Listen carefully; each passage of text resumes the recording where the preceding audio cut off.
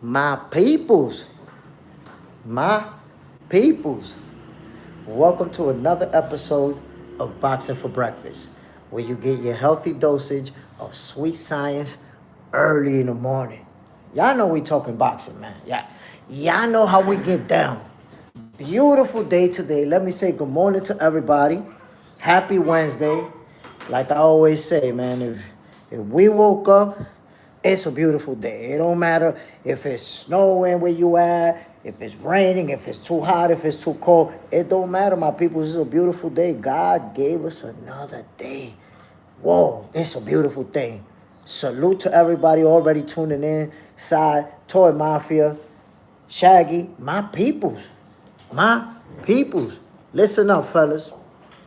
The first episode of Box Center, the show, dropped this morning. I've been going through it trying to make it happen for y'all. I've really been going through it, my people. So I kind of want to start this episode of Boxing for Breakfast by taking you through my journey, what I went through. The first episode of Box Center, the show, was supposed to drop on Monday, right? I told you guys, yo, on Monday it's gonna drop. Didn't drop on Monday. Then I said, yo, Tuesday is gonna drop. Didn't drop on Tuesday. It's finally out, y'all. Wednesday morning, I was able to make it happen. I've been working non-stop. You know, like, I'm talking about all night, going to sleep late at 12 o'clock at night, getting up at 4:30 in the morning to work on it before going on my run. When I get out of work at 5, 6 p.m., going back to it.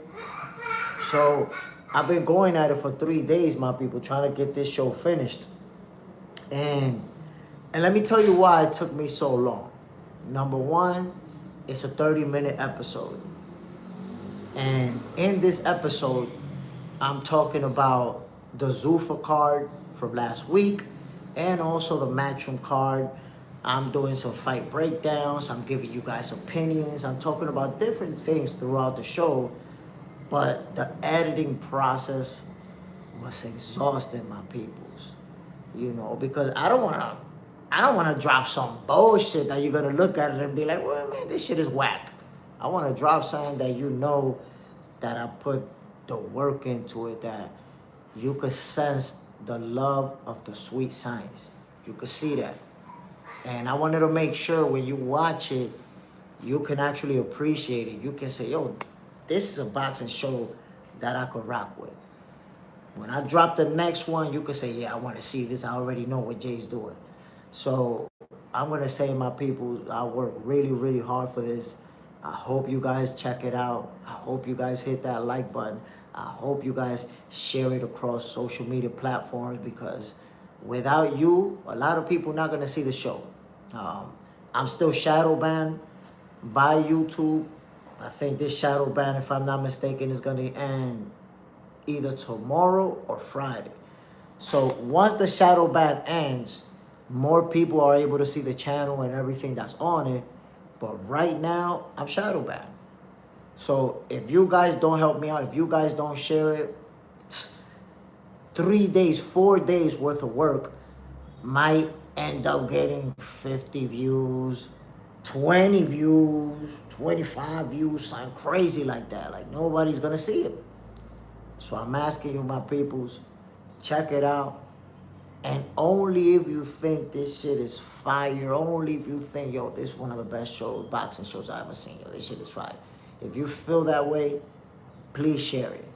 Please, let the people know we got a fire boxing show that is going to be weekly. Every week, I'm going to be dropping an episode of Box Center, the show. If you just woke up, you probably having breakfast or about to have breakfast, enjoy it. I'm about to have my breakfast. This is Boxing for Breakfast and all, right? This is my breakfast right here. Bam! One boiled egg. I'm cutting weight right now because I'm slowly preparing myself to run my 10th marathon this year. So I'm already starting the process of cutting weight, and that's why this is my breakfast right now.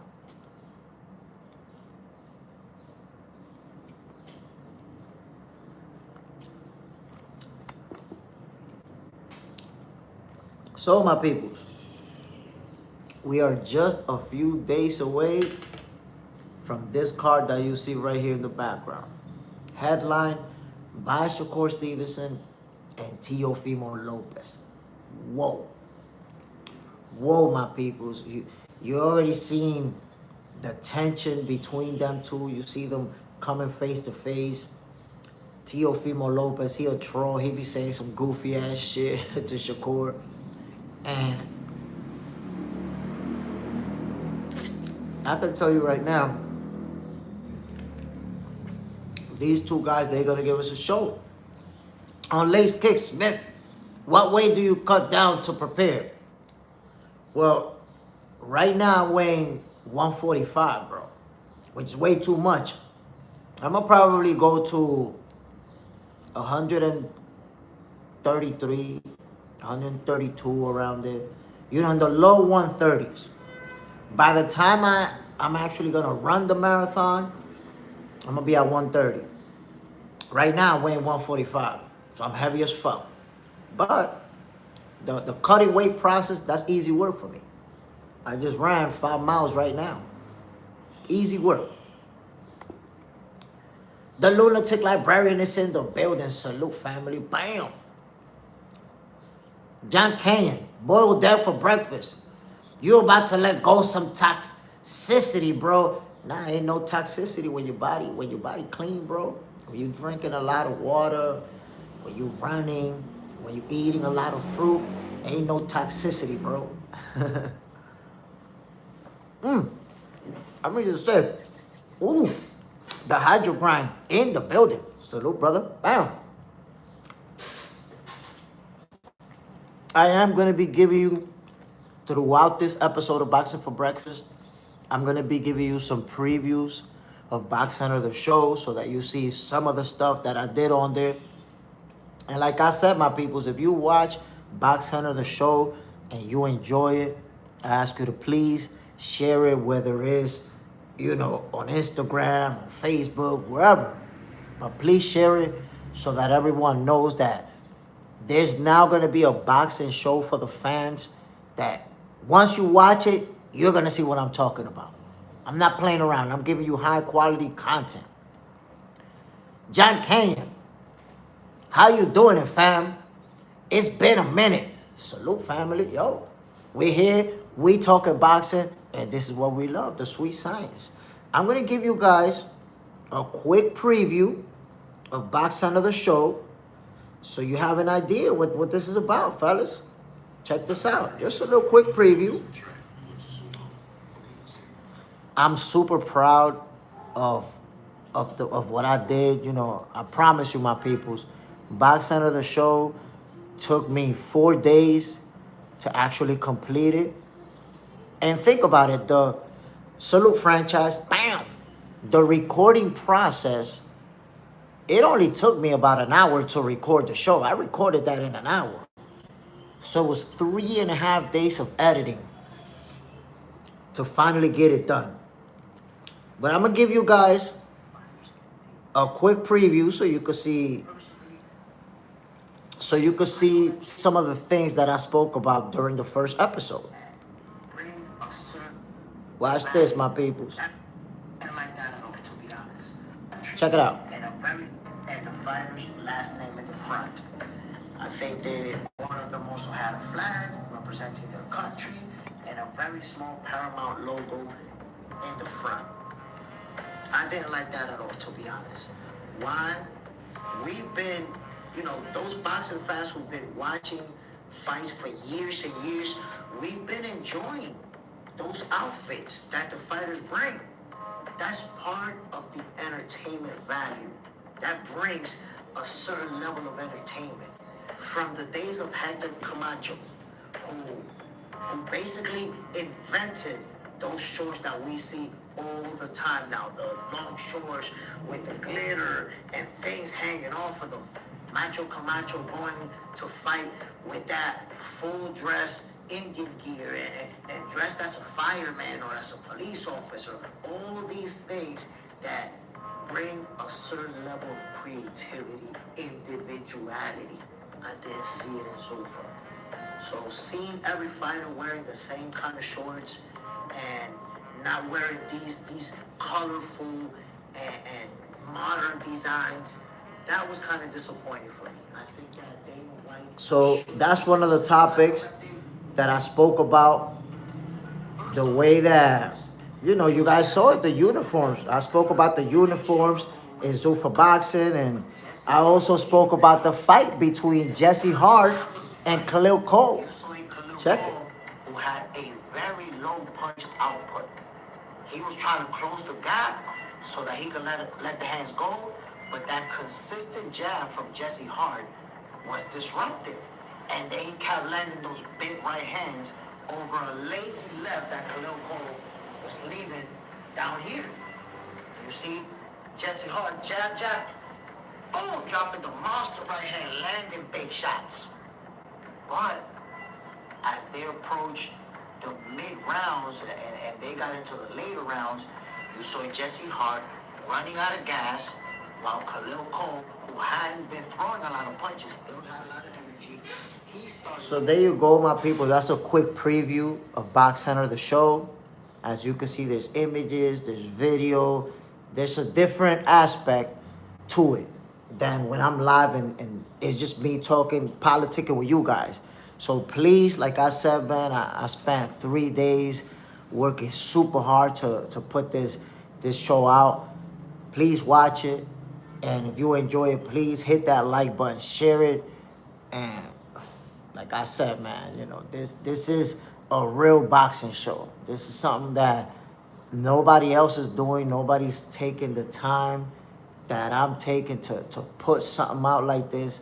That level of quality, that level of love for the sweet science, because that's what it's really about. I hope you guys check it out. And it's like I told y'all, man, I'm shadow banned. So if you guys don't share it, I'm doing my best to share it too. But if you guys don't share it, people not gonna see it. So let's get it, my peoples. But I digressed. Hold on one second, because I digressed. Lots of good fights on Saturday, man. Check it. Check it right there. Check that out, y'all. Look at that card. This thing is stizzat. Al Booger, salute, my brother. Check that out, man. So, a lot of people didn't even know that Jarrell Miller was fighting. He in the building. Whoa. Hold on, man. Golly, this early in the morning, my people. We only been at it for 30 minutes. Franchise with the super chat vibes, bro. Salute, family. I appreciate you, man. And please, franchise, check out Box Center, the show. I promise you, man. I did it for y'all.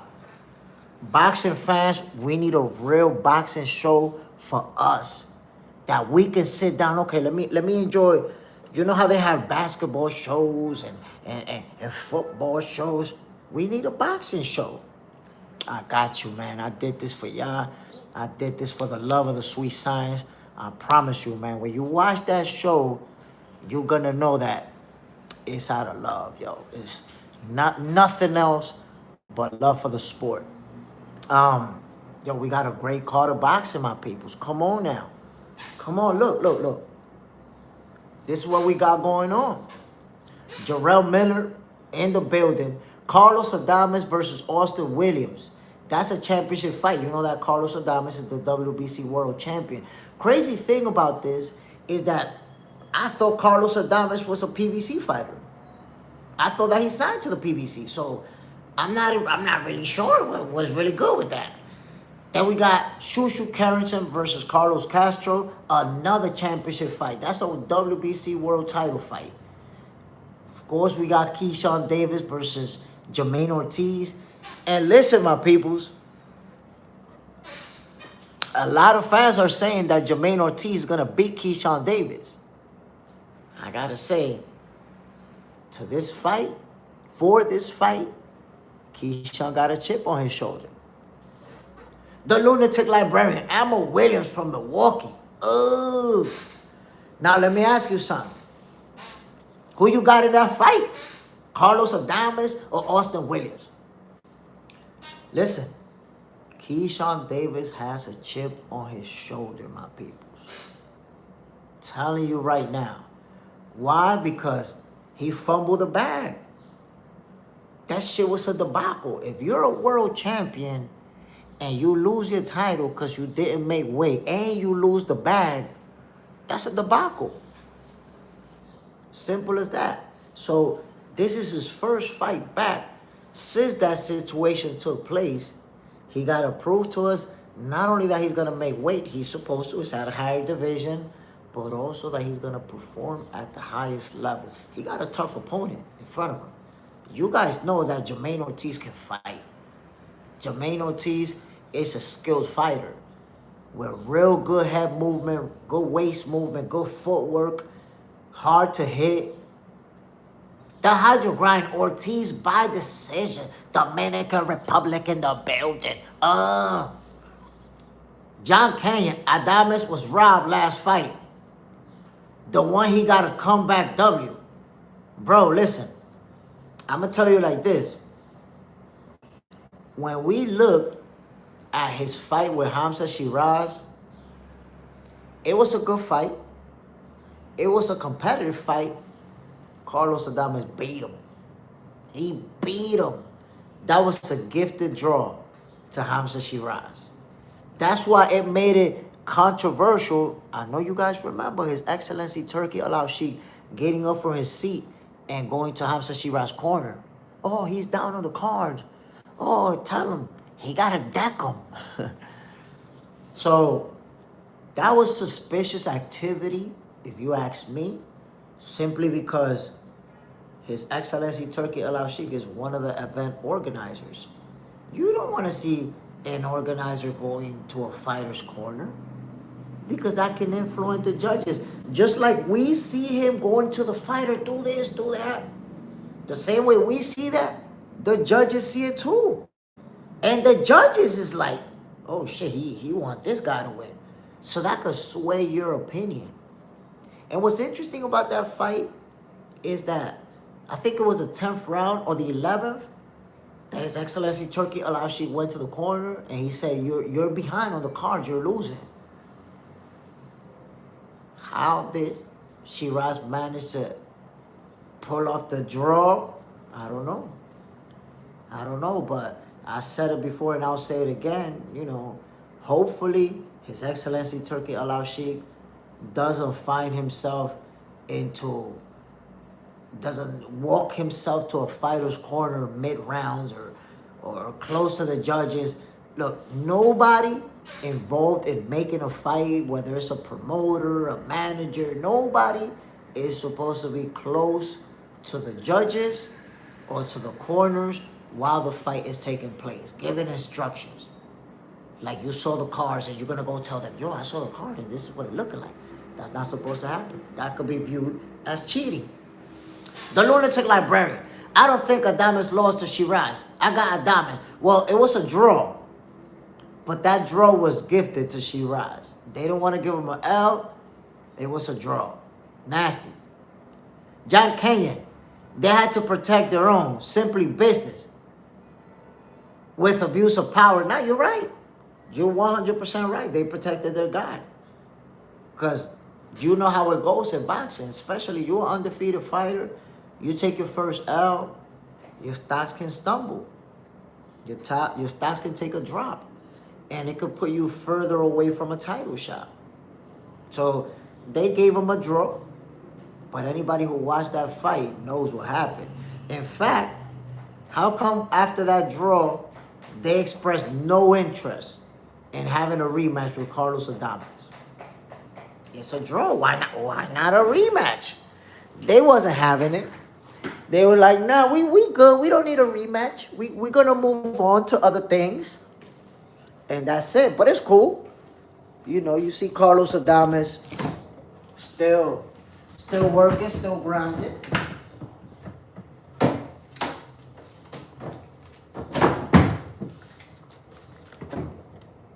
But on the 31st, we're going to see Carlos Adames back in action. Will we eventually see a rematch? between Carlos Adames and Hamza Shiraz, I think it could happen. I think we could see it in the future because, hey, they both world champions, right?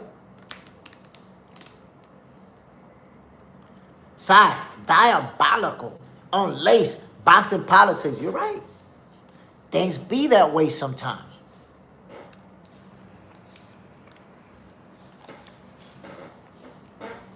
The Hydro Grind. Winner of Saturday, Mortasaliev Sayas, Ortiz Shushu, Adames, and the main event, I hope Tio, but it will be Shakur. Damn, but why you want to see, is it that you want to see Shakur lose or that you want to see Tio win?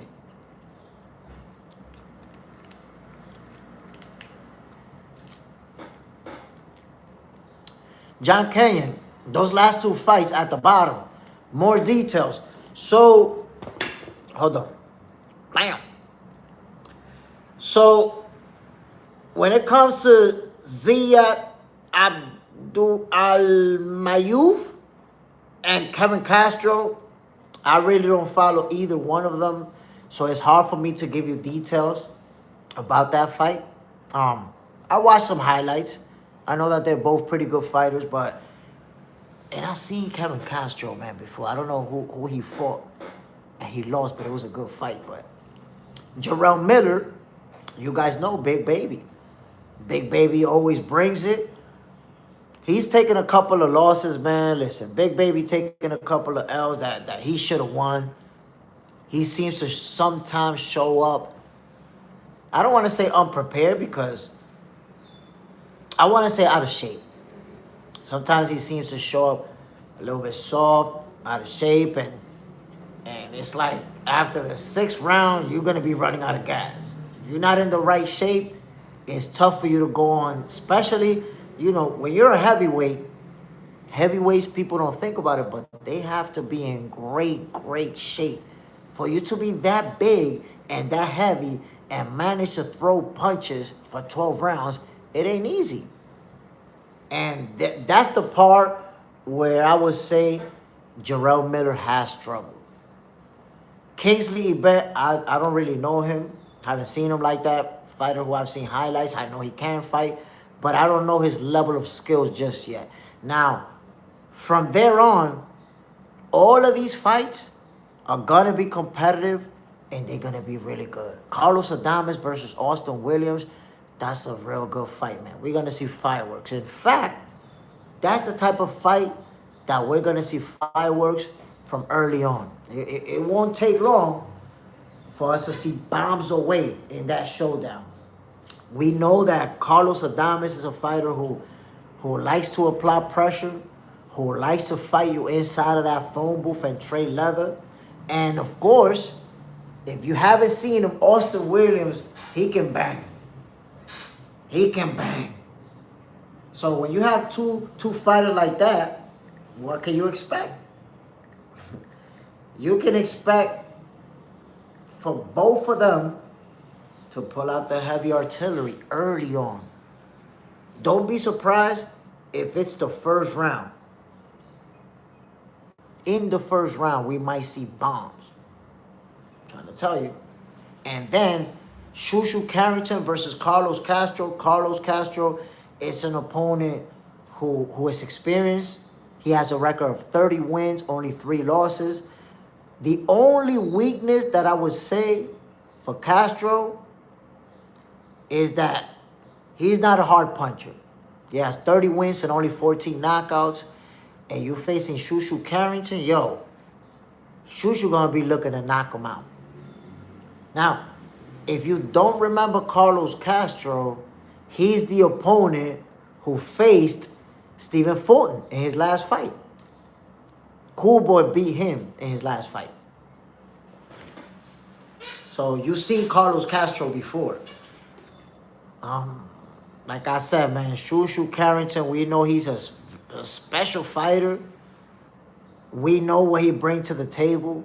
But he's facing somebody with a lot of experience. Remember, Shushu Carrington only has 16 professional fights. He's facing a guy with 30 fights, well, 30 wins and 3 losses. Carlos Castro been in the ring with Stephen Fulton, also been in the ring with Brandon Figueroa. So he's been in there with tough opponents. He lost both of those fights. But look at the type. Look, let me show you his 3 losses. He lost to Stephen Fulton, Brandon Figueroa, and Luis Neri. He lost to, so this guy's not just losing to anybody. Carlos Castro is a tough opponent, but I believe Shushu Carrington is going to beat him up. You show up to fight Shushu Carrington, you don't carry power, and the guys that you've already lost to tell me, Shushu going to be out there looking to knock you out. Put the beats on you. Franchise, future fight. Keyshawn versus Mason. Ooh. Listen, bro. Listen.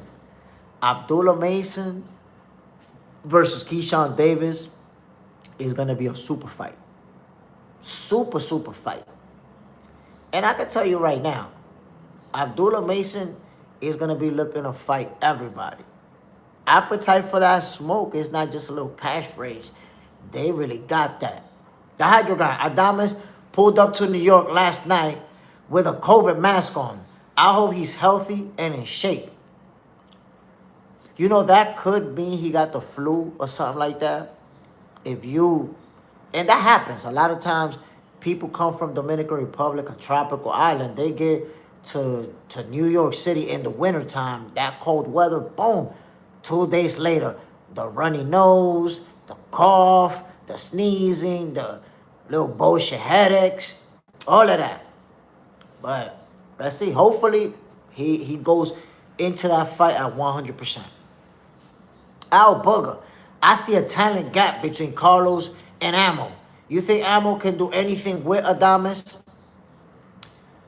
I think he can make it interesting, number one, because I say the talent gap obviously is due to the experience that Carlos Adames has. You know, he's a world champion. He's been defending his title. He's been for top-level opposition and walked out of there with the W. But I gotta tell you, Austin Williams can fight. He can make it interesting. Don't get it twisted. I had at least one person tell me that they felt like Austin Williams could pull off the upset. Somebody told me, don't sleep on Austin Williams. Look, up until right now, Austin got 1 L. 1 L. His record is 19-1. But he did lose by stoppage. And who did he lose by stoppage to? None other than Hamza Shiraz. So the guy that stopped Austin Williams is the same dude that got gifted a draw versus Carlos Adames. Do with that what you will. But we know that the triangle theory does not work in boxing. My peoples, we close to an hour and we not at 20 likes yet. Come on now. Let's get it, my peoples. You guys know that in 2026, we not doing the ghost watching. We bringing you this premium boxing content. Let's make sure to hit that like button, man. Double tap that screen or the 3 little dots. Click on that shit and you'll find your way to that like button. Check it. Keyshawn Davis and Jermaine Ortiz. This fight right here is going to be interesting. It's going to be super interesting, in fact. We already seen Jermaine Ortiz give a hard time to Teofimo Lopez. We've seen him give a hard time to Vasyl Lomachenko. 2 of the best in the game. And they went the distance, and Jermaine Ortiz had his moments against him.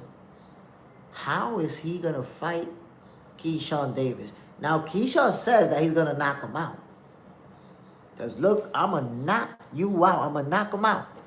That's his mindset because he wants to show up and beat him in a more convincing fashion than Teofimo and Lomachenko. And that's going to raise his stock. If you perform better than these 2 world champions to beat Jermaine Ortiz, your stock is going to go up. But what if there's an upset? Could there be an upset? Will there be an upset? The Hydro Grind. Sai says Carlos gonna win by brutal knockout. The Hydro Grind. If Mortasaliev wins and Saiz win, do you think they fight for unification? Saiz will have 2 belts and Mortasaliev 1. That's a unification fight that could be made, but to be honest, I don't know if Team Saiz wanna put him in front of Mortasaliev just yet. I don't know. You gotta remember, how old is Sandor Saiz? 21, I think? 22? Sandor Saiz is super young. I don't know. I'm going to tell you, if I was Team Saiz, if I was in that team, I wouldn't do it.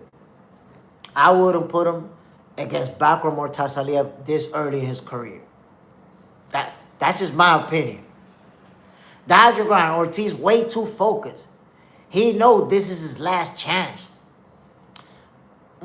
Honestly, I don't think it's his last chance because of the way he's performed versus the best fighters that he faced. If he loses in a close fight, we're gonna see him again. They're gonna keep giving him opportunity because that's what you want. You don't want to give opportunities to a guy that is just gonna get washed or is gonna get knocked out early. So if he performs the way he did versus Teofimo and he loses in a close fight, or the way he did versus Lomachenko, it's not going to be his last opportunity. Franchise, Ortiz is not going to be an easy walk for Keyshawn. I believe you.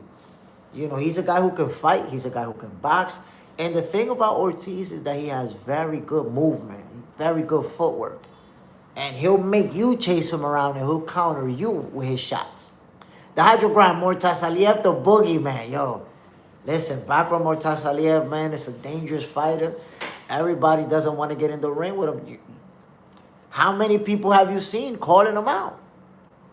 The only person that I've seen call him out was Boots. And he didn't, he was calling out everybody. So when you're calling out everybody and you mention him too, you're not really calling him out directly. We haven't really seen anyone say, yo, I want to fight Bakram Mortasaliev. I want him. Shit. Dr. Ryan Zayas is like 20, I think. You see? Zayas 23. At 23 years old, man, I don't know about putting him up against Bakram. If I was the manager or the promoter or whoever with Team Zayas, I'd be like, yo, you're not facing that guy till you at least 25 years old. At least. When you're 25, we're going to go handle that. For now, chill. The lunatic librarian, Mortasaliev, should fight Fondora or could get a boss. Yo, I love Bakram Mortasaliev versus Sebastian Fondora. I love that fight. Because right now, we could say Mortasaliev is the boogeyman, but 154, Sebastian Fondora is the guy. Until further notice, he's the guy. This is his division. We got to see who can beat him. Side, Boo said Baccarat, yeah. That shit had me dying laughing. He didn't know the name, but he tried to say it. We know what he meant. He was like Baccarat or something like that. Yo, he was close. He was close with it. But at least Boost showed us a willingness to fight him. I don't know if they're going to make that fight because, listen, I am hearing that we're going to get Boost versus Virgil. That they still going at it, that they still trying to make it happen. So, hopefully we do get Boost versus Virgil next. Because, man, listen, that shit has been brewing since they was both in the welterweight division. We've been calling for that fight. There was times when we said Virgil was ducking. There was times when we said Boost was ducking. There was times we said both of them was ducking. Come on now. Come on, my peoples. Side, it ain't happening next, Jay Smith. Rob Garcia and Bozy confirmed it. I know they confirmed it, but you know why I say it could still happen next? Because look, Robert Garcia was at the Zuffa card on Friday. And he said that it could happen, that it still could happen next. So, I don't know, man. I'm still clinging on to hope. And think about this. You haven't seen Boots talking to anybody, talking about anybody, or trying to make nothing happen with anybody. Team Boots is real quiet. And the same thing with Team Virgil. They not really talking to anybody. They not really. Let's see. However, I do know that Virgil, or it was posted somewhere that Virgil is trying to go with Canelo Alvarez Promotions, with Canelo Alvarez Promotion Company. We didn't even know he had that shit. But I guess he's gonna do that. And Virgil Ortiz is trying to sign with him, but he's still under contract with Golden Boy. And this is the situation. People don't like Oscar De La Hoya. And because they don't like him, sometimes they just don't want to give him credit. They want to find a negative angle. But let me tell y'all, Oscar De La Hoya has been trying to make that fight with Virgil and Boots. He legitimately is trying to make it happen. But if Team Virgil doesn't want to take the fight, that's going to be a problem. You can't force a fighter to take a fight that he doesn't want. Let's keep it real. The lunatic librarian. Boots is a goofy as hell when a microphone is in front of him. Well, that depends. Because if it's a microphone and there's a fighter in front of him that he want to fight, you don't see no goofy shit. When he stepped in the ring with Virgil, there was no goofballery going on. He was like, yeah, what's up? What's up? Now, Virgil looked like a goofy. Remember when they faced off each other in the ring? And Boots was like, what's up? What's up? Let's do it. I'm going to knock you out. And Virgil was over there. Boots told him, yo, y'all was talking all that shit. Your team was talking all that shit that I'm ducking. What's up? What's good now? And Virgil over there like, nah, your team was talking first. We was just retaliating. We was just talking back. Even the guy that was talking with both of them, who was like, so you guys are going to fight each other. Virgil looking at him talking about, nah, it was them talking first. We only retaliated. Or laughing, looking like he was scared to death right there. Looking shook, be honest. If you saw that face off, Virgil looked scared to death. Side, give me McCullum's. Boxing savvy, though. Ricardo Mayer, Oscar on coke. But listen. Oscar De La Hoya is trying to make that fight. Wants to make that fight. So whether or not he's on something, he want to make the fight. And if Team Virgil don't want to make it, who's really ducking? Ricardo Mayer, why is Virgil suing him then? Simple, because he's trying to get out of his contract with Golden Boy, bro. All of that smells like a duck, and you guys don't even realize it. Duck. Let me explain to you why, from my perspective, Virgil trying to duck Boots. And there's still people trying to make it happen. Watch this. Let's take it back from the beginning, right? Let me rewind it real quick. When Boots said that he was going to move up to the 154 division, he said he was going to get a tune-up and then fight Virgil. After he said, damn, they slick, and y'all didn't even catch on, but just listen to what I'm telling you and analyze it. After Virgil said, I'm going to get a tune-up and then fight Virgil, right away Virgil and his team came out. We want to fight now. What's up? We want to fight now. You scared? You ducking? So the fans was like, look, Boots is ducking. The whole narrative leading to that Boots tune-up fight is that he was ducking Virgil. Y'all remember that? Oh, he ducking Virgil. That's why he's getting this tune-up. He's scared. Oh, okay. Y'all saying he's scared. Cool. Boots does his tune-up, wins by knockout. And then Virgil fights. Virgil wins. And now we see, by explosive knockout, by the way. You saw the knockout, Erickson Lubin obliterated him. And what Boots does right after that fight, climbs the ring. Now you have to think about it, my peoples. As a fighter, you can't just climb the ring and face off with a guy, do a face off and pictures, and you can't do that. If you're a fighter and they did not set that up previously, they did not invite you to go in the ring, they did not plan that, you try to get in the ring, security won't even let you, bro. Security will be like, nah, you can't go up. And you're going to be down there looking like a goofball.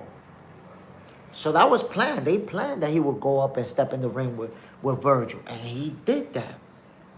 So you know what he did that night, my peoples? He called Virgil Ortiz bluff. Now I'm telling you, when they said we want to fight you now, and y'all was all saying, oh, look, he ducking because Virgil want to fight. Boots is ducking. They was bluffing. It was a bluff. They knew Boots wasn't going to fight him right then. They knew Boots was going to do that tune-up. So because they knew the fight wasn't going to happen, what's up? We want to fight you. What's up? You scared? You ducking. Who? They built that duck narrative on Boots. But what happened when he called a bluff? When he called a bluff, you saw Virgil in the ring talk about, nah, they was talking first. We was just responding. And I would love to fight Errol Spence. Fuck is you talking about you want to fight Errol? You got Jerome Boots Ennis right in front of you, who you said was ducking, who you said you wanted to fight 4 months ago. But you got him right here. What do you mean you want to fight Errol? So that day, during that face-off, when Virgil was smiling like a scared little girl, I felt like, yeah, he don't want that smoke. You saw the different energy.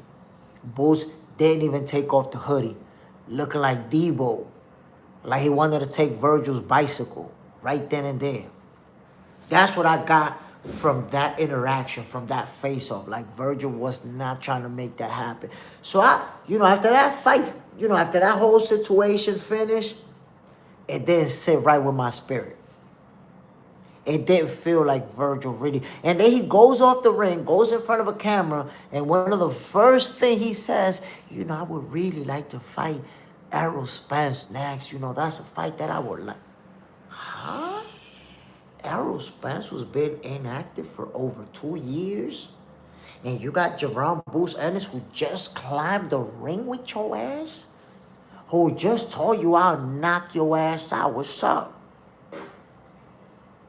Virgil Ortiz got bullied in that face-off. Bullied. And then after that, he was talking that shit.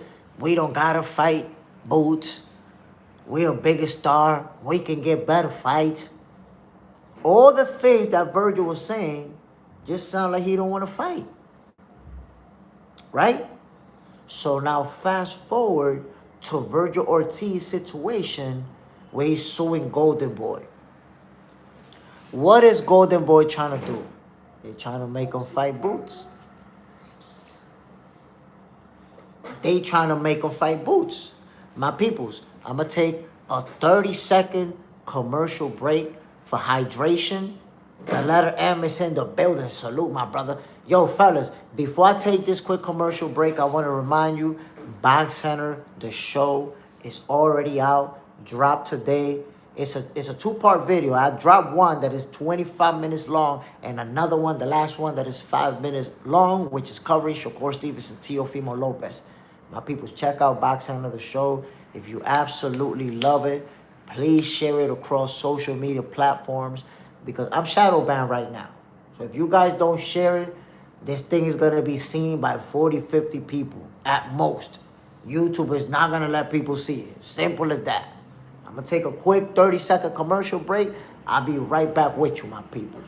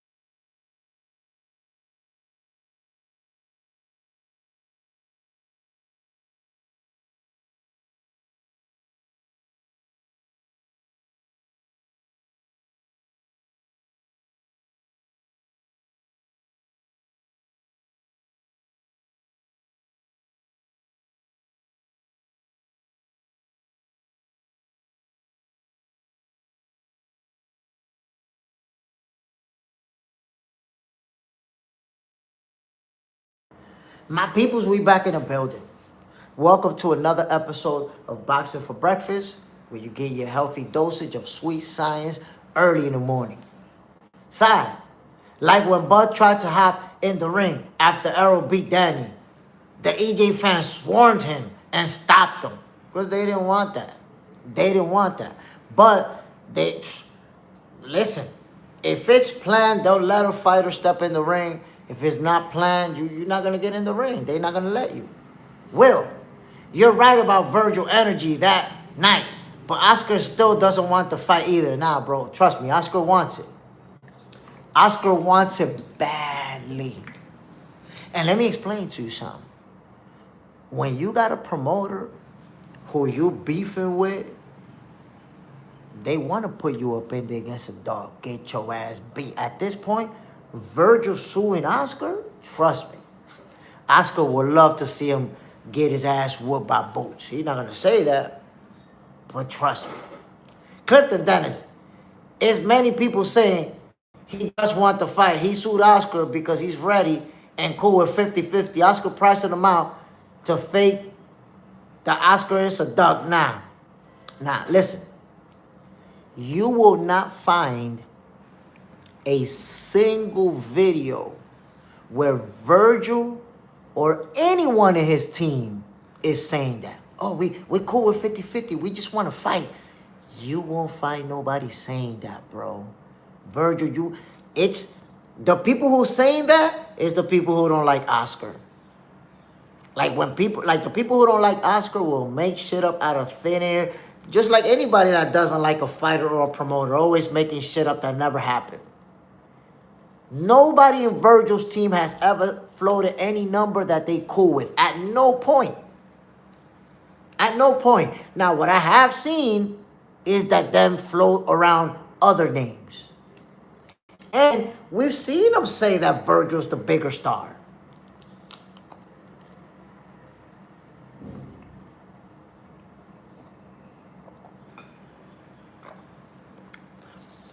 So, on the show, I've seen people say, oh, nah, Virgil will fight. Oscar's pricing him out. But it's really people just coming up with their own conclusion and then throwing it out there like it's a fact. It's not a fact, bro. Listen, you cannot find a single video where Virgil or anyone in his whole team is supporting those claims. Nobody.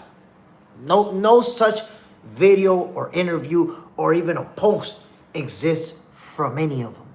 They don't want that fight, bro.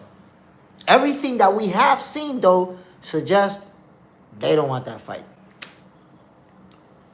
Ricardo Maye, Jermaine Ortiz has no chance. He's been broken already twice. But you have to remember, both of those fights against Vasyl Lomachenko, against Teofimo Lopez, ended with some people saying that he won them. Ended with some people saying, yo, Could have walked out of there with the W, especially with Teofimo. A lot of people say he beat him. I didn't think he beat him. I didn't feel like he beat him. He didn't beat him. But he was competitive. Ricardo Maia, you have to acknowledge that part. He was competitive against two of the best fighters in the world. That's real talk. The letter M. Oscar wants the pure uncut. He wants the bag.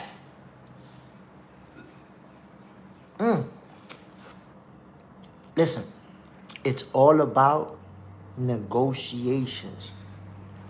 Oscar De La Hoya is a negotiator. This guy's been promoting for years at this point.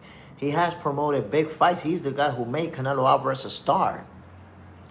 So, him saying, we won 60-40, that wasn't the end of the deal. That wasn't the end or be all. That's a starting point for a negotiation. Everybody knows this. In negotiate, like, let me give you an example so you get where I'm going with it. If you got a car and you're selling it for $20,000, you want $20,000 for your car. You don't put the price of the car at 20 because you're not going to sell it for that. If you put the price at 20, people going to show up telling you, I got 18 for that. I got 17,500 for that. Give it to me for 19. You're not getting that 20. If you want 20 for that car, you're going to have to price it at 25. And then you negotiate it down to 20, you're going to get what you want. But if you know how to sell a vehicle, you know goddamn well you can't put the price that you're going to sell it for. Because you're going to have to sell it for less. That way you're pricing it.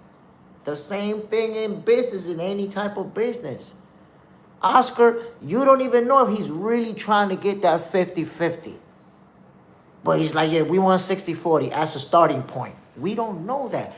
But to say that Virgil Ortiz is leaving Golden Boy because they trying to make him the A side, make it 60-40, that's big cap. That's just a dislike for Oscar De La Hoya. You don't like Oscar, so you come up with any point of view which is negative for him. How a promoter asking for his fighter to be the A side a bad thing?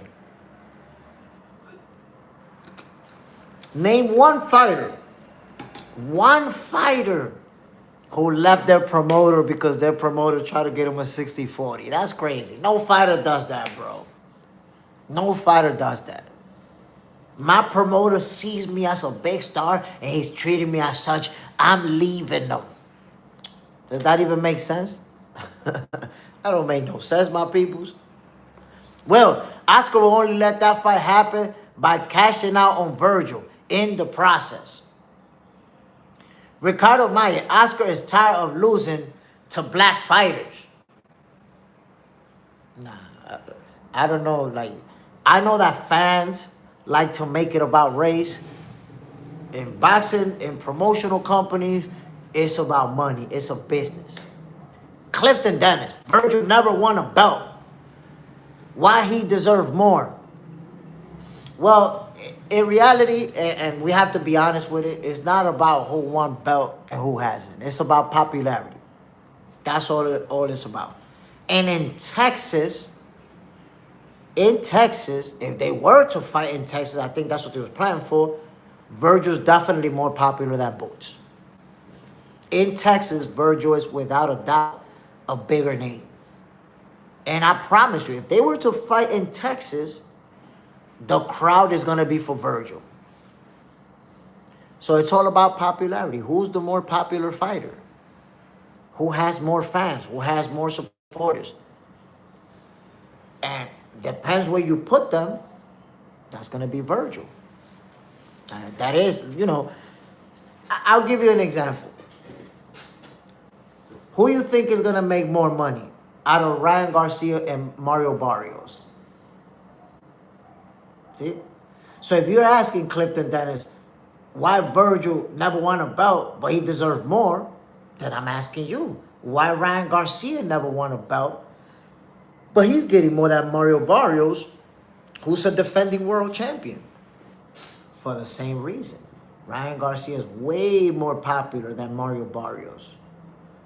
So even though Mario Barrios got the belt, Ryan Garcia is the A side, without a shred of doubt. Well, Oscar was trying to imply that Virgil deserved more simply for his last win after the fight in the ring. No, Oscar was implying that Virgil's the bigger star. He has said that. Virgil is bigger than Boots. It's not just about the last fight. Yes, he brought up the last fight, the performance, but he believes that Virgil is a bigger star.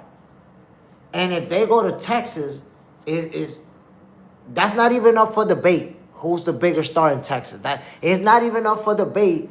Who's gonna have that home crowd? Whose name people gonna be yelling? Who's gonna put the most butts and seats out of them too? It's Virgil Ortiz. Well, Oscar was in the ring saying, "We have all the cars now." After Virgil won and Boots jumped in the ring, over and over again, he's selling his fighter, bro. He's selling his fighter, but he's not just talking about that one win. He's talking about the popularity of Virgil Ortiz. You feel like this is the more popular guy. Look at the arena. Look how everybody came in to see Virgil. Because, come on now, ain't nobody go there to see Erickson Lubin. There wasn't a lot of people who gave him a chance to win that fight. So, who went to that arena to see Lubin? Not that many people. Virgil's the guy who had that place rocking like that. So he's not referring to, oh, we got the cars now because we got this one win. It's look around you. Look at this type of event. These people are here to see this guy. This guy's a big star. That's what he was implying. We got the bigger star.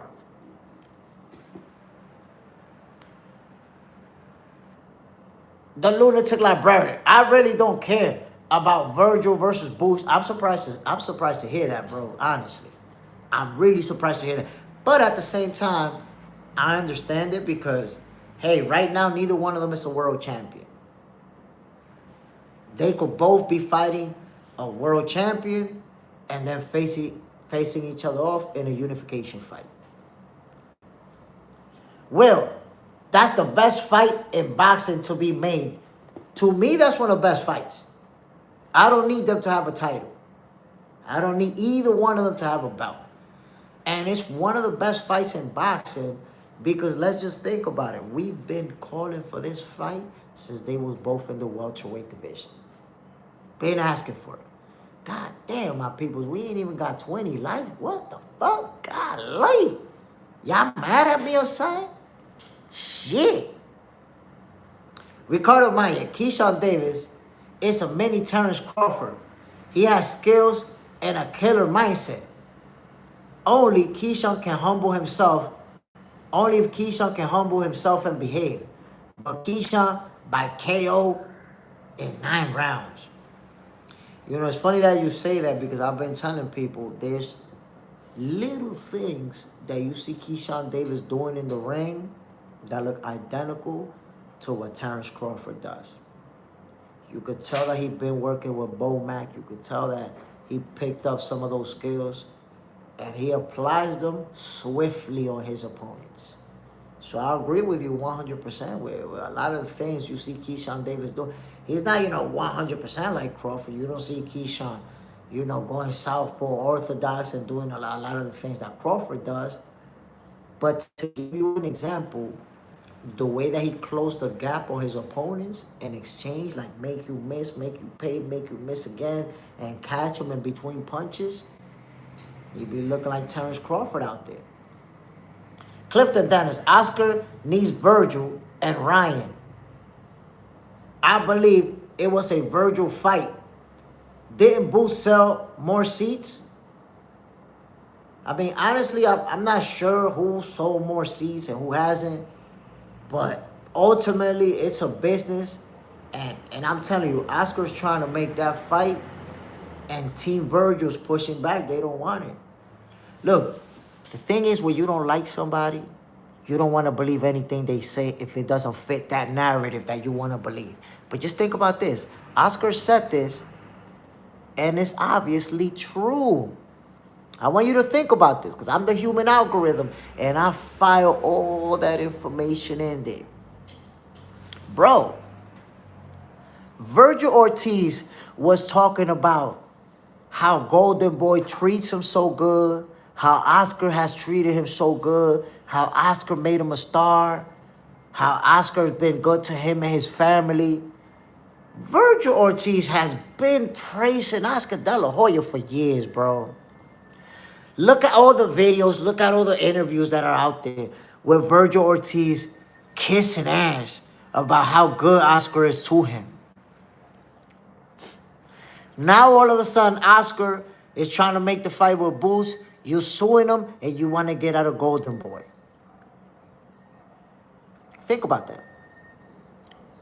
How did Virgil go from he's so good to me and my family, he always helped us, he's always there for me, he always calls me to check up, and now you soon you want to leave Golden Boy? Make sense of that shit. I'm gonna make sense for it. I'm gonna make it make sense for you. And Oscar already did that. Oscar said Virgil signed the same lawyers that got Canelo out of his contract. And his lawyers advised that it's not the best fight to take for him to fight Boots. So now he got a new team that is saying, nah, let's not fight this guy. Thus, he's now suing to leave Golden Boy. So Oscar De La Hoya is giving us verifiable information, which is the lawyer that Virgil Ortiz started working with. Will say, nah, let me get you out your contract. You don't got to fight him. And Oscar made that clear. I'm trying to make the fight. But he got lawyers. He got a team that's like, nah. We don't want to make the... We want out of here. Now they want out? Now we want to get out of here? Huh? Does that really make sense? You go from, this is my guy, we faithful because he treated us so good, to, nah, we don't want to be here anymore. We want to leave Golden Boy. God damn. Why you want to leave Golden Boy? Because you don't want to fight Boots. I'm telling y'all, they don't want to fight Boots. Clifton Dennis, could he just say no? What can Oscar do? Come on, bro. How are you even asking that question? Don't you know if you go against your promoter could just shelf you and you be inactive for a whole year, 2 years, fighting to get out? That's the last thing you want to do. How are you going to say no when you just said 4 months ago that Boots was ducking you? You're going to say no now? 4 months ago, y'all say y'all wanted to fight Boots. So isn't it interesting, Clifton Dennis, that when Boots said, I'm going to fight a tune-up first, and then I'm going to fight Virgil, they jumped on him? Man, we want to fight you now. Let's make the fight now. He ducking. Look, we want to fight him. Now, all of a sudden, when Boots call your bluff, you want to leave Golden Boy? Come on, man. I see that. I see the duck from a mile away, bro. The only reason you don't see that duck is because you don't like De La Hoya. So rather than say, yeah, Virgil ducking, you prefer to say, nah, it's De La Hoya's fault because I heard somewhere that, nah.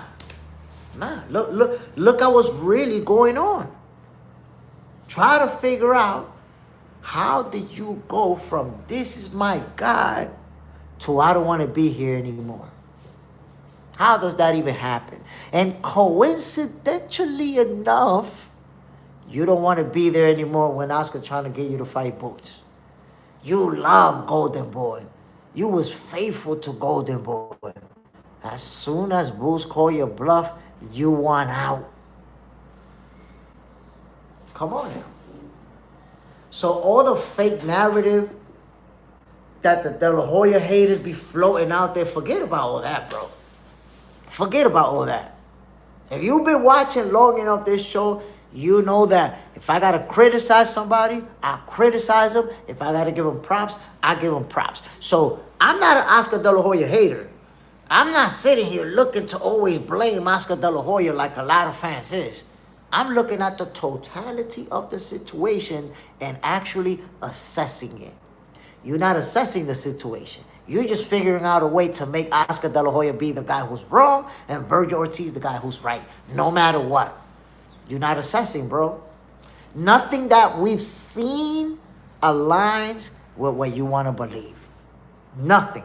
Look at from the moment that Jerome Boots Ennis stepped in the ring with Virgil Ortiz and faced off, from that very moment, Virgil looked like a duck.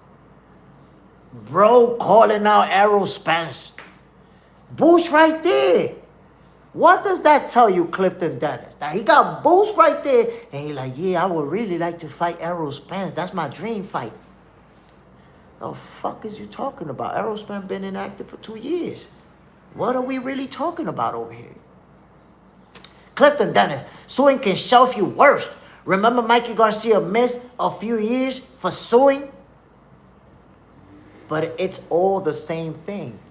Suing and refusing to fight is the same thing, bro. If your promoter's trying to make a fight that is going to bring us a bag, and you say, no, I'm not fighting, it's the same thing because you're refusing.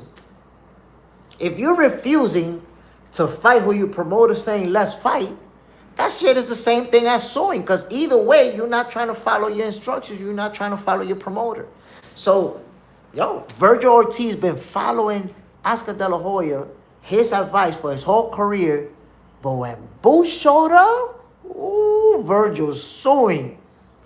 And you still don't want to see what's going on, bro. You still don't want to. I'm showing you. This has been your guy. You praising him. After your fights, you always praising him. In interviews, you praising him. Boots show up. Nah, I want to get out of here. I don't want to be in Golden Boy anymore. That's obvious, bro. He ducking. Virgil and his whole team don't want to fight. They don't want to fight. Thing is, you got a contract with Golden Boy. And Golden Boy is the only one that's able to negotiate for you and make fights for you. So unless that lawyer get him out the contract, Virgil Ortiz is either going to be inactive or he's going to fight Boots.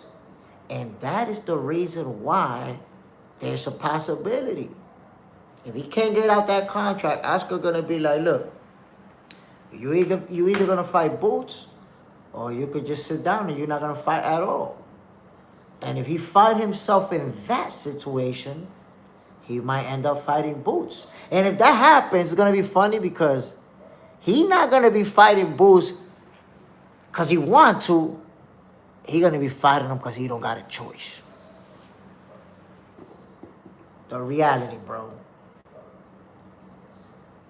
Clifton Dennis. I like Oscar. I have zero issue with anybody. I look at the whole thing like you. I see your point, but I also see other narratives that also has a point. That's the thing, bro. I don't see no narrative. That's the problem. Look, you're saying it right there. I don't see no narrative. None. I see what's happening. There is nothing that has happened to suggest that Virgil want to fight Boots, bro. No video of Virgil saying, I want that fight next. No interviews of Virgil or anybody in his team saying, yo, we want this fight. Nothing, bro. There is nothing out there. And now you're suing Oscar De La Hoya for trying to make that fight. He's ducking, bro. You don't want to see that he's ducking. You want to believe in narratives that are being floated out by fans who don't like De La Hoya. Because it's only fans. I want you to think about that, Clifton Dennis. It's only fans on social media floating around that bullshit-ass narrative. There is nobody in boxing saying those things. There is nobody in boxing. You won't find a Max Kellerman or anybody that you will respect in boxing saying, yo, Virgil really want to fight Boots, but they're not doing it because of Oscar. Nobody's saying that, bro. The fact that Oscar says 60-40 for my fighter as an original negotiation tactic, that says he's a great promoter. That says he support his fighter. That says he's trying to make his guy the 8 side. But instead, fans put a spin on it. Nah, he's only asking 60-40 because he don't want to fight. That's bullshit. That is absolute bullshit, bro. Franchise. Bro, as a fighter, that makes you look mad suspect. Like you ducking. Franchise 7. Think about this, because it's like I said, I don't believe in no narrative. I've never believed in no narrative. I make an assessment. I look at everything that is happening. And when you see what's taking place, Virgil ducking. That shit is obvious. Clifton Dennis. What happened if Boost team says 50-50 or else? What happens then? You see, you're going into the what happens. That hasn't happened. We'll see. But there is no offer to be made when Virgil's suing Golden Boy to get out of there. So again, you're looking to find the narrative around the reality that Virgil is ducking. You're trying to concoct a scenario where Virgil isn't ducking. You keep doing that, bro. But why, instead of you saying what happened if, why don't you look at what is actually happening? Oscar De La Hoya trying to make the fight and Virgil Ortiz suing to get out of his contract. I'm telling you the facts.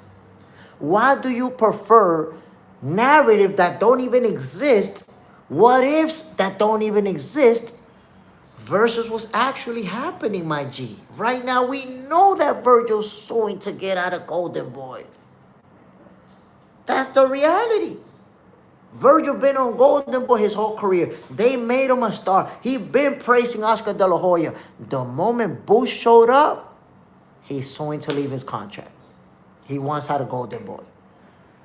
You see? So I'm going based off of the facts, my guy. I'm telling you what has happened that tells me Virgil's ducking.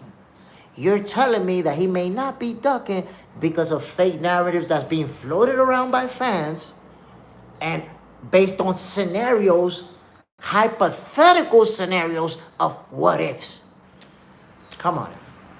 Let's just look at the reality of what has taken place. Because I'm telling you, my G, I don't look at narrative.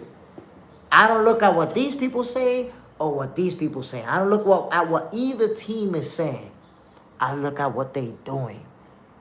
And Jerron Boost Ennis, Eddie Hearn, they trying to make that fight happen. Oscar De La Hoya, he trying to make that fight happen. Virgil Ortiz, he trying to get out of his contract. There you have it. I'm telling you what's happening. This fighter want to make the fight. Both promoters want to make the fight. Virgil want to leave his promotional company. If you add it up together, 2 + 2 equals 4. There's no getting around that. If you take 2 and you take 2, you got to get 4. You can't do 2 + 2 equals 5 because what if? Nah. Add it up. Clifton Dennis, you have a decent argument. The letter M, yo, Jay, how did Virgil smile? Virgil was like, nah, my dream fight would be to fight Errol. And they was talking, they was the one talking, we was just retaliating. Man, get the fuck out of here. You look scared as hell. Scared as hell. Ryan Basker, he's right. Facts. Clifton Dennis. Why do we want Boost and Eddie to say they accept the offer and really put the duck out there? Why do we want Boost and Eddie to say they accept? Bro, there's no offer to be accepted. Virgil's suing Golden Boy to get out of his contract. What offer are they going to accept? You got to understand something. It don't matter what offer you accept. If the fighter don't want to fight you, he's not going to fight you. You're suing to get out of your contract. Right now, there is no offer. There is nothing to accept. That's just the reality, my G. Ain't nothing to accept. What can we accept? Ryan Basker, hey, boxing expert. What are we on? Virgil Ortiz, Jerron Boost Ennis. There's a little bit of hope. With everything that I've said, there's a little bit of hope that this fight could happen. But if the fight does happen, it's not going to be because Virgil won it. Oscar De La Hoya, y'all don't even realize while some people are floating the narrative, the Oscar pricing them out so they don't fight, Oscar De La Hoya trying to force Virgil Ortiz to make that fight, trying to force him into it. Let that shit sizzle in your spirit. While Virgil Ortiz trying to sue to get out of his contract with Golden Boy, Oscar De La Hoya trying to force him to fight Jerron Boost Ennis. And that's why he's trying to leave. They're like, oh, you're gonna make me fight him? Nah, we out of here. We are out of here. And all you have to look, don't take my word for it. Look at what Virgil Ortiz has always said about Golden Boy. He's always said, yo, they took care of me. They took care of my family. They made me a star. I'm faithful to Oscar De La Hoya. But as soon as Oscar say you gotta fight Boots, now he's suing to get out of his contract. How could you have how do you have a great relationship, an amazing relationship with Oscar De La Hoya, and as soon as he try to make the fight with Boots, you don't want to fuck with him anymore? I think, you know, we should see this duck a mile away. But here's the problem. Here's the problem that y'all need to consider. Right now, Virgil's under contract with Oscar, right? So he's suing to get out. But if he doesn't win, if he's stuck with Golden Boy, he's gonna be in a situation where you're either gonna fight Boots or you're gonna be inactive. You're not gonna fight at all. You're not gonna fight nobody. Because that's what you have to understand. Oscar De La Hoya is in a position to shelf your ass. He's in a position to keep you inactive. You fight this guy or you don't fight. No problem.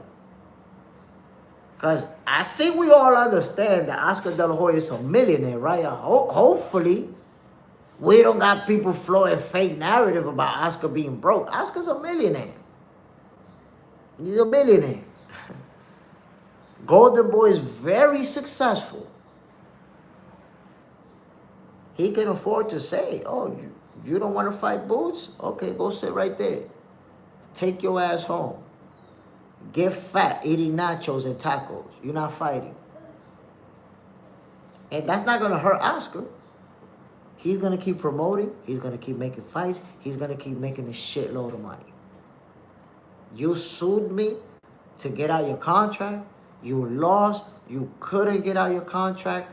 Now you're going to fight this guy or you're not going to fight at all. So if Virgil take that fight and we see that Virgil Ortiz, remember that I'm telling you this, guys. Clifton Dennis, I want you to remember that I told you this.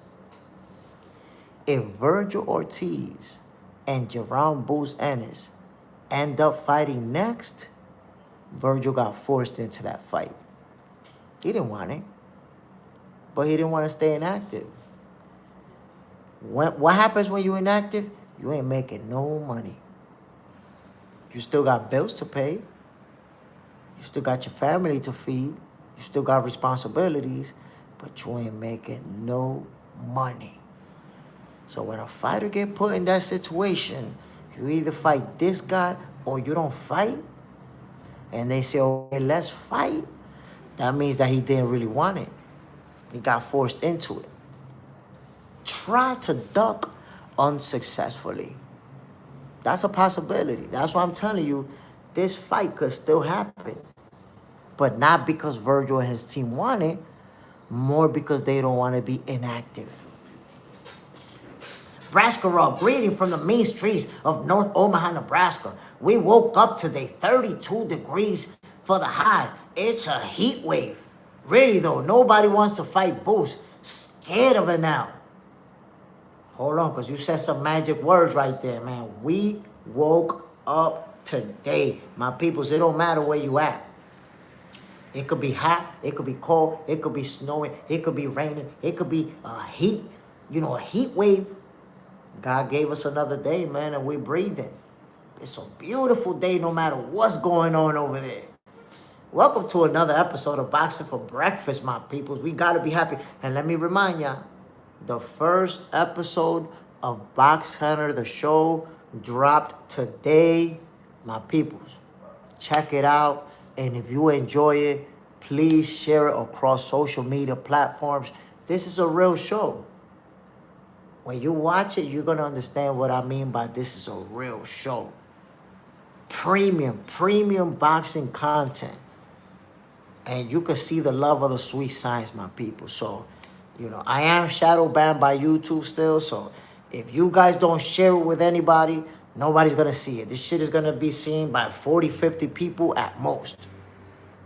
So let's make sure we share that content and let the people know that we finally have a real boxing show for real boxing fans.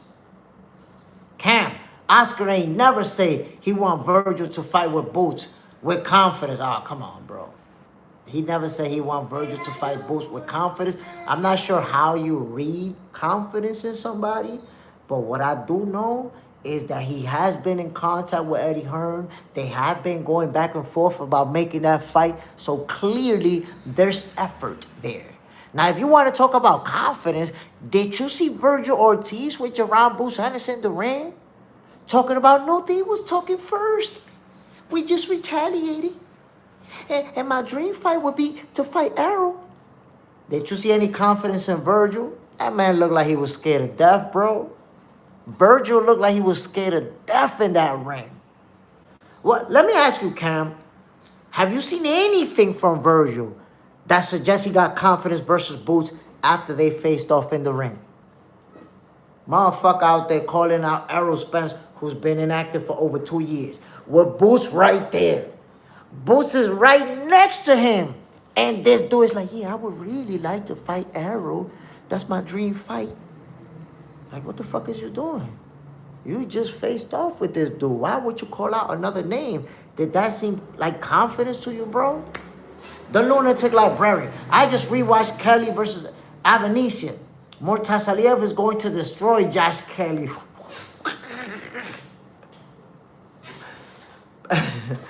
Look, man, I want to believe that it's a good fight.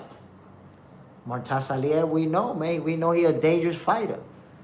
Ryan Bascom, I seen a video last night on YouTube where the guy called him Timo Filo. I laugh, man. Damn, Timo Filo, that's fucked up, bro. Why they gotta do Timo? Why they gotta do Tio like that? I almost called him Timo. Braskarov, he was probably tired after. Chill. Oh, nah, bro. Braskarov, he was probably tired after. Just because you're tired doesn't mean you're gonna be looking scared as hell and calling out other people that ain't even fighting 2 years. Will be comfortable homeowner. EJ will beat both of them guys. These new guys are all subject to me, are all suspect to me. Yeah, bro, but after 2 years plus of inactivity, Errol Spence can't come back and go straight to fighting one of those guys. I promise you, he will get pummeled. Now, he could get a tune-up and look good in the tune-up, get his confidence and all of that, and then that's different. But if he comes back out of inactivity, he getting pummeled, bro. Pummeled. Braskarov, Bulls called Virgil on empty in the ring. Man, listen, Virgil looked scared to death that night, and then suing Golden Boy to get out of his contract, they definitely scared to death. Richard, Errol Spence is washed. I mean, look, to be fair, I don't want to say that he's washed because we haven't seen him. We haven't seen him. He took 1 L. He got pummeled badly, but we haven't seen him. So it's a little bit unfair to say that he's washed when we don't know what he still got in the tank. Ryan Bascom, I don't know. Mortasaliev is not playing. Honestly, Mortasaliev is, he a boogeyman. He a boogeyman. You know, the only person I heard mention his name was Boots. He didn't even pronounce that shit correctly. I think he called him Baccarat or some shit like that. But at least he tried to call out his name. Nobody else, though. Wilby, I agree, but that's crazy. They want a tune-up, so they're bringing him up. You know, to me, that was embarrassing, bro. Seeing Virgil calling out Arrow, that was embarrassing to me. Like, come on, bro. How you calling out a guy that hasn't been in a ring in 2 years? And you got Boots right in front of you telling you I'll knock you out. You scared to death. Cam, Virgil being Virgil, I feel you on that. Will be, Braskarov, Tim Tszyu versus Spence in Australia. I like that fight. But I don't like it as Errol Spence comeback fight. If Errol Spence decides to come back, I'd like to see him come back to a tune-up type of fight, a contender, and you know, look good, win it in beautiful fashion. And now, you know, we say, okay, Errol Spence knocked this guy out in 6 rounds.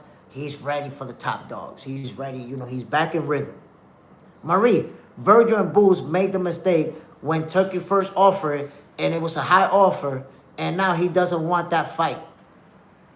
Is that there's no such thing as I wanted to fight him, and now I don't want to fight him anymore. And that's really what Virgil's doing, right? I wanted it, but I don't want it anymore. The truth is that Virgil and his team was bluffing. They was bluffing because they knew the fight was not going to happen. When Boots called a bluff and said, what's up now? Virgil wants to leave Golden Boy. Now he don't want to be in Golden Boy anymore. They went from he ducking, we want him, what's up? To, nah, you know, my dream fight is Errol. What the fuck are you talking about? You wasn't calling Errol when y'all was calling Boots? Now Boots won and now you calling Errol?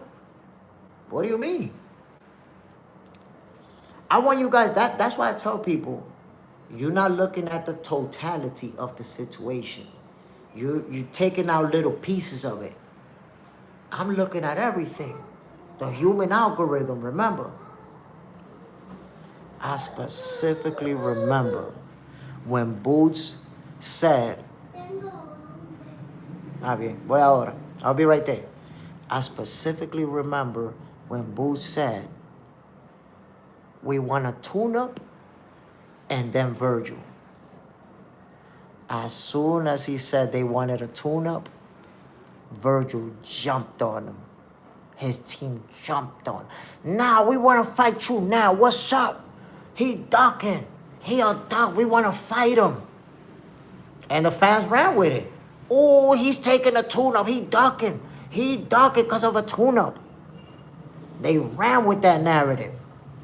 I'm telling you, my peoples, they was calling out Boots because they knew the fight wasn't going to happen.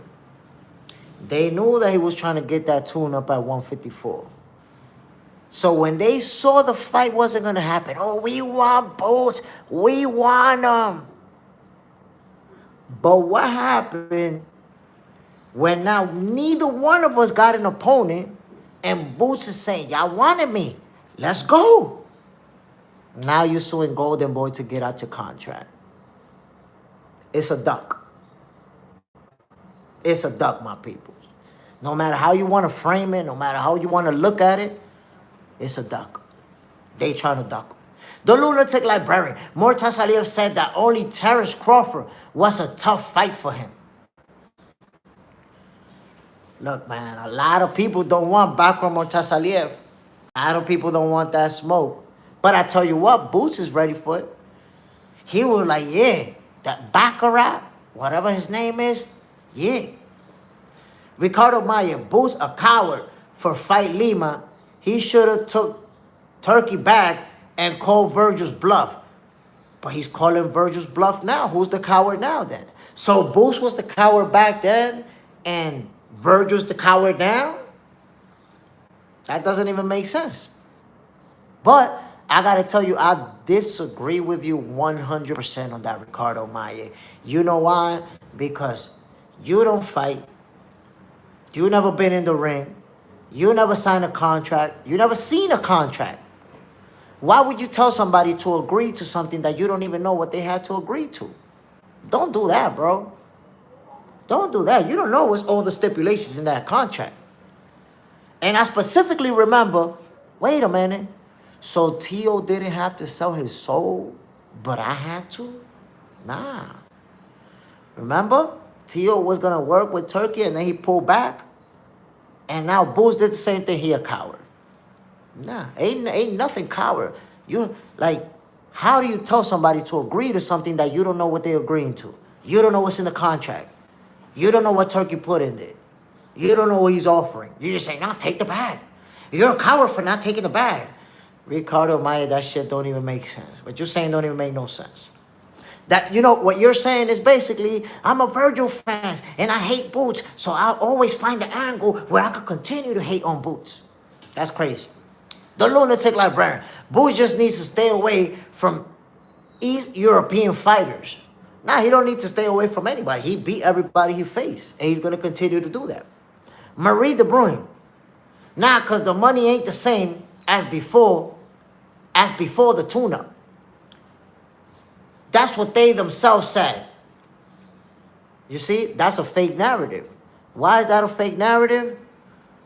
Ain't no money even been put up yet, bro. We talking about money, and we don't even know how much money there is on the table for anybody. Virgil is suing to get out of Golden Boy, my peoples. There's no money. I don't know why you guys are talking about money when Virgil not trying to fight. Virgil is not trying to fight. That's just the reality.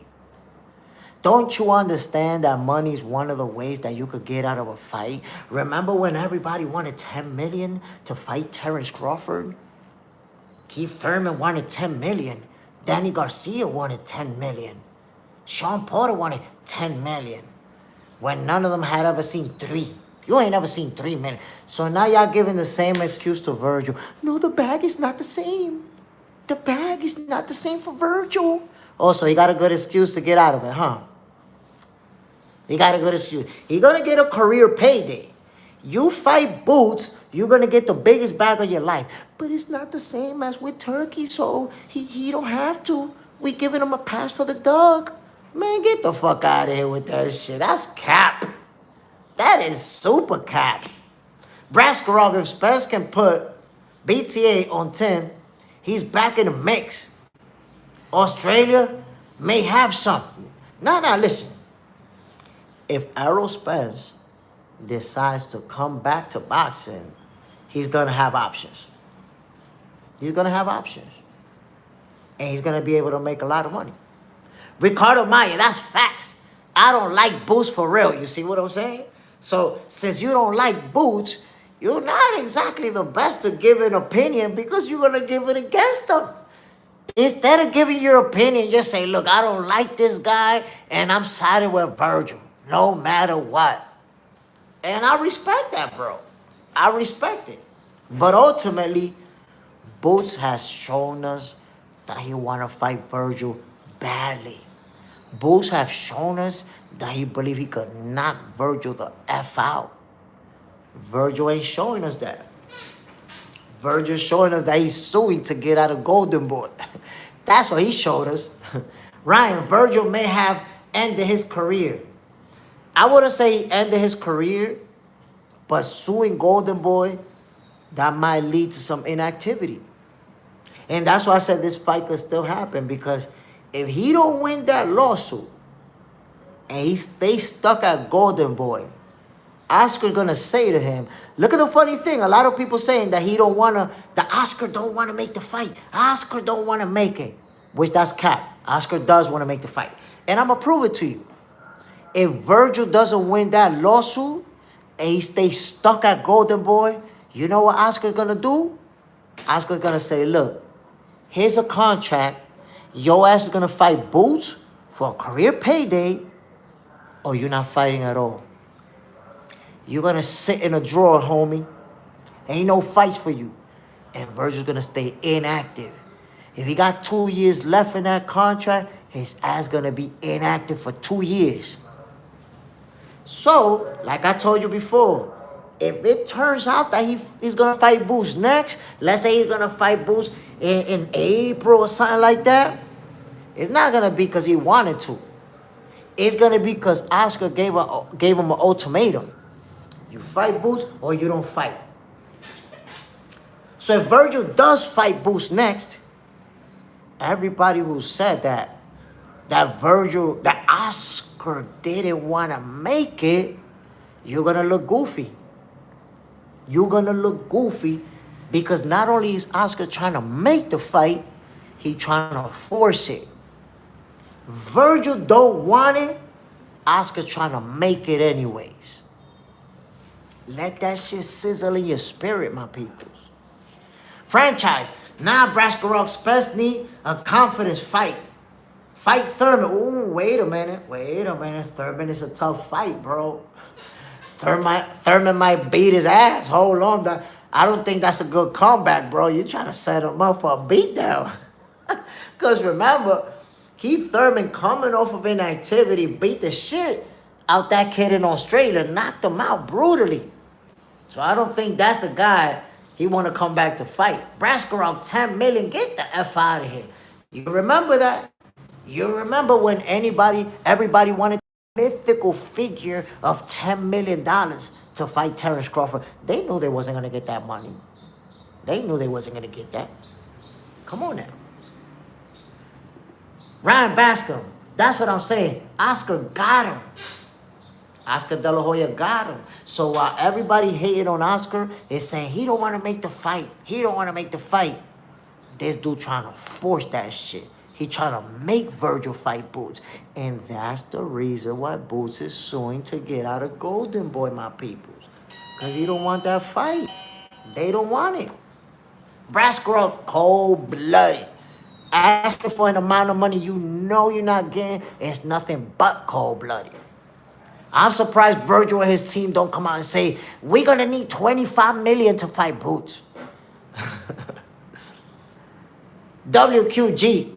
Shakur going to outclass Teofimo Lopez. That's going to be a heck of a fight, bro. That's going to be a heck of a fight. On lace kick, sounds like Kid Austin asking for 10 mils for Abdullah Mason.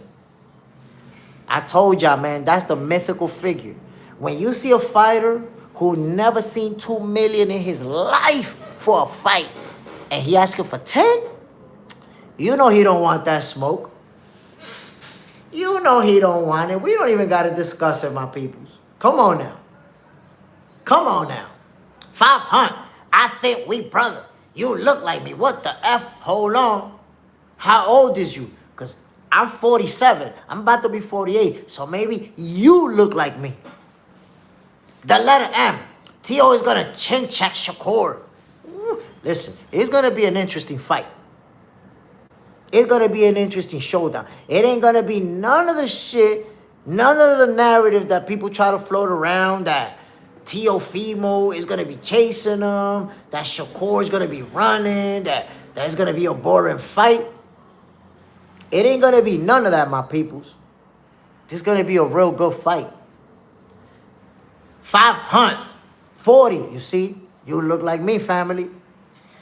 Look, that narrative that Shakur Stevenson is going to be running, Teofimo going to be chasing him, it's not going to be that. It's not going to be that type of fight, I promise you. Remember that was the same narrative when Shakur was going to fight Zepeda?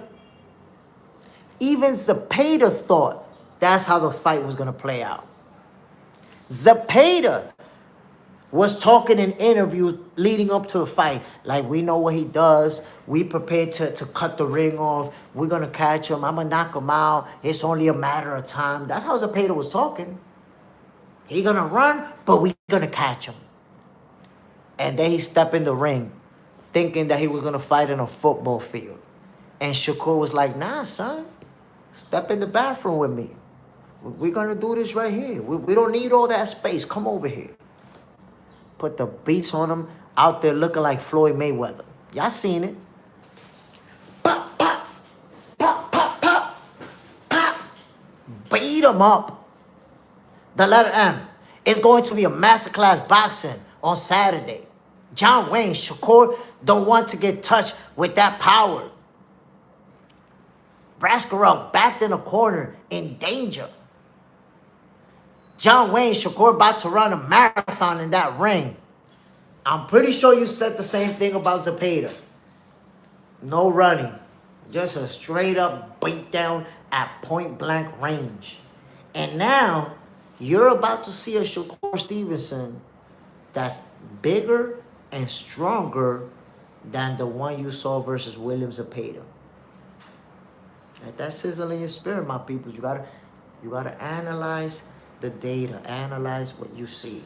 Don't just go with a narrative that you're used to and a narrative that maybe you even like. Go with what you've seen with your own eyes. I'll put it to you like this, so you can see when people just love a narrative and they'll cling on to it for dear life. Yuriorkis Gamboa wobbled Terrence Crawford about 11 years ago. When Crawford was gonna fight Errol, they said if Gamboa hurt him, imagine what Errol's gonna do to him. Oh, Errol's gonna kill him. Well, Errol took the beating of a lifetime. Beating of a lifetime. Retired him. But then when Crawford got to Canelo, we heard it again. Oh, if Gamboa wobbled him, imagine what Canelo's gonna do to him. People don't realize or didn't realize how irrelevant, incoherent, and goofy it is that you would bring up a fight from 10 years ago, 100 weight divisions down, to try to dictate what's gonna happen in this fight. This was crazy. So what did people do with Crawford? They held on to that Gamboa fight for the rest of his career, bro. Like, god damn, you like that narrative so much that his whole career, he never got away from that narrative. His last fight with Canelo Alvarez, they was still bringing up Gamboa. Shakur Stevenson, his fight that's always gonna follow him, the De Los Santos fight. This guy, y'all refuse to acknowledge that he went in there with a bad hand. Refuse to acknowledge. No, I don't care. I don't care. Look at De Los Santos. And he's not gonna. God damn. Did you see?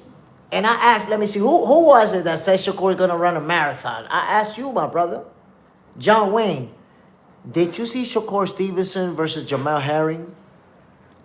Beat the shit out of Jamel Herring. Stopped him. There was a stoppage. Jamel Herring's the only guy to beat Lamont Roach. Shakur beat the crap out of him and stopped him. Did you see the fight where Shakur Stevenson and Oscar Valdez beat the shit out of him? Did you see the fight now with William Zepeda? Beat the shit out of him. But that doesn't fit the narrative that you like. You like the narrative of Shakur runs and a marathon and all of that. So it's like those fights erased from your memory. And you only remember De Los Santos. You only remember any fight that you may recall that Shakur didn't beat him up like that. Those are the fights that you remember. And those are the fights that to you Shakur is. That's who Shakur is. Now he a runner because versus this guy, he ran. God damn, you seen the people who took a beating? Ask Jamel Herring if he thinks Shakur's a runner. And he's gonna be like, nah, that dude beat the shit out of me. Braska Raw, Tio can crack. I like Shakur, but there's potential for Lopez. No, listen. We have to be honest. Teofimo is one of the best fighters of this generation. That's the reality. One of the best. G-Bo, Shakur said he's not fighting like that no more. He's got touched too much by Zepeda. One thing is what he says, and one thing is what you see inside the ring. If you think that Shakur's going to be running all night and Tio's going to be chasing him all night, that's not what you're going to get, G-Bo. I promise you. You're not going to get that. And I'm going to give you something for you guys to really think about. And when the fight happens, you're going to remember that I told you this. John Wayne, Tio has more power. That doesn't matter. It doesn't matter who got more power. It's who fights the best. The best wins 9 out of 10 times. But I want you to consider this. Teofimo Lopez and Shakur Stevenson, they're both guys who are trying to become the face of boxing. They're both guys who are trying to get to #1 on the pound-for-pound list. And this fight right here, the winner is going to make a push for that. The winner is going to be making a statement. So what I'm trying to explain to you, my G, is that you're going to get the best version of Shakur Stevenson versus the best version of Teofimo Lopez, and they both trying to show out. They both trying to show why they need to be the next face of boxing, why they need to get to the #1 pound for pound, #1 spot on the pound for pound list. You don't accomplish those things by putting together a bad performance. You don't accomplish those things by edging out a win that people thought you lost. Even Keyshawn Davis got interviewed and said, yo, what I seen in training, Tio might stop Shakur. Tio might stop him. So if you don't want to believe me that it's going to be that type of fight, when it happens, yo, come through on Monday. Come through on Sunday. The fight happens on the 31st on Saturday. On Sunday morning, there is going to be a special edition episode of Boxing for Breakfast, and we're going to react to that fight. We're also going to react to Keyshawn Davis versus Jermaine Ortiz. WQG, Shakur Beast Lopez, he deserved much respect on his name. Now listen, remember that I told you this, WQG. Shakur's going to win the fight, and right away fans are going to say, well, but Kambosos beat Tio. Cam beat Tio. Tio's not all that. Because that's what happens. That's what happens with great fighters. They beat you, and all of a sudden, you are nobody. Instead of giving props, they're going to discredit Tio. Watch. Ryan Bascom. Keyshawn said that. Look, this is not something I heard. I seen it in an interview. O'Neal, snap works. Jibo, facts. I seen it in an interview. There you go. You guys got your excuse. There's the excuse right there. O'Neal already knows Shakur's going to bait his ass. So snap works. There you have it. Ryan Bascom, I believe you. Look, in boxing, it's always been like that. Fighters accomplish. There's people who understand the accomplishment, who understand the skill level, who understand what it takes, and they give them nothing but flowers. And then there's going to be the people that's going to look for the excuses.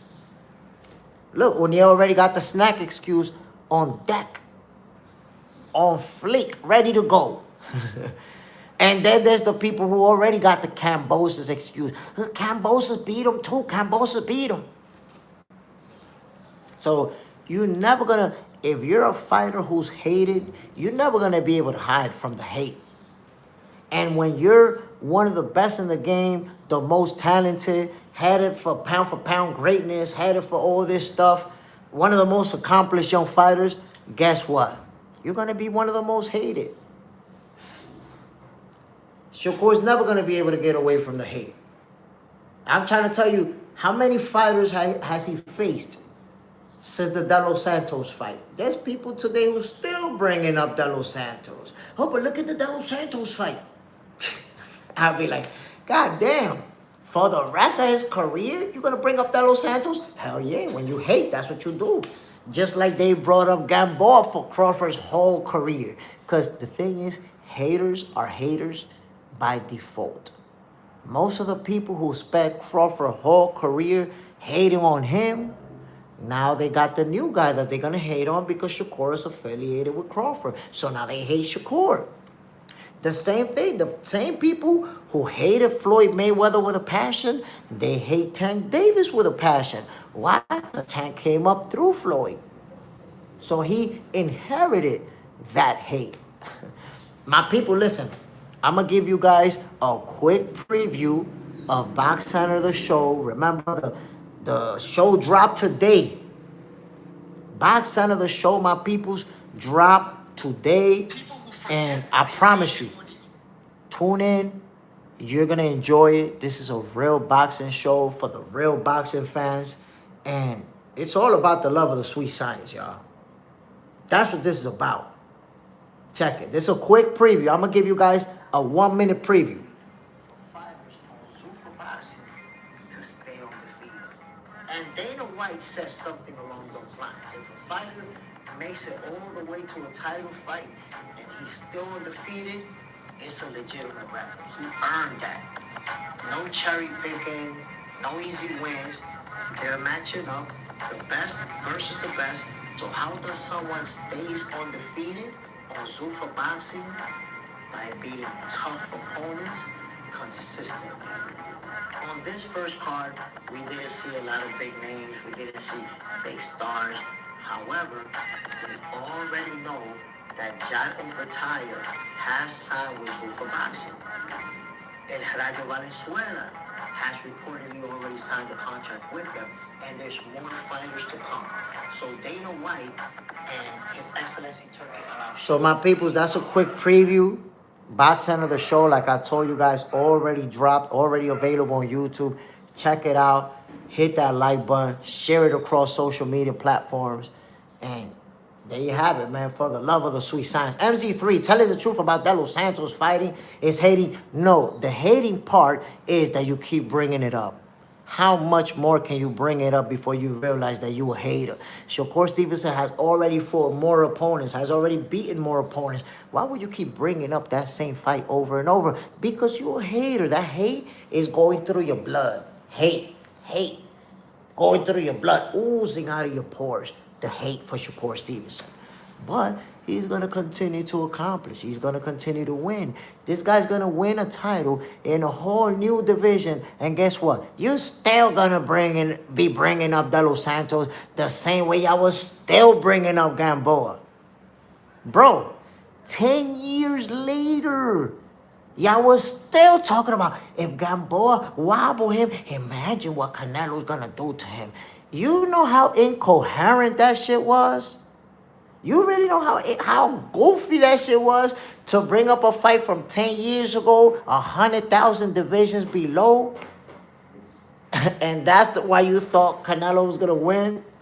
Come on, man. The goofballery was at another level. Jay and there, Jay Smith, it's time to get him the fuck out of here. He closed. My peoples, listen. I'm about to end this episode of Boxing for Breakfast. I gave you a little clip, a little preview of Boxing of the show. I appreciated those of you. I seen some of you already seen it. Some of you even hit the like button right away. Appreciate that. Yo, check out Boxing of the show, my peoples. For the love of the sweet science. Did it for you guys. I did it for the real boxing fans. Come on now. Braskaruk, I haven't heard Gamboa name since. Come on, man. Terrence Crawford turned Gamboa into a stepping stone. Gamboa was an undefeated fighter in his prime when Terrence Crawford... And the funny thing is that they would always bring up Gamboa, but they never mentioned the fact that Terrence Crawford stopped him. That was a stoppage win for Terrence Crawford. But hated like MZ3, they just going to say, yeah, Gamboa wobble him. Imagine what Canelo was going to do to him. Well, Gamboa got knocked the fuck out. That's just the reality. My peoples, before I get out of here, I want to give a shout out. JJ Sendejas, Braskarog, hating ass MZ3, Ryan Bascom, G-Bo. Who else was in the building? WQG. John Wayne was in the building. The Lunatic Librarian. Unlaced Kicks. Franchise 7. Marie De Bruyne. The Lunatic Librarian. Clifton Dennis, Cam 80, the letter M, Ricardo Maya, and everybody else who tuned in, my peoples. I really appreciate you. Y'all already know what it is, man. Damn, over 2 hours, we didn't even get to 30 likes. But it's all good, man. I appreciate everybody who hit the like button. I appreciate everybody who did hit the like button. But like I say, y'all, check out Box Center, the show. It took me, listen, fellas.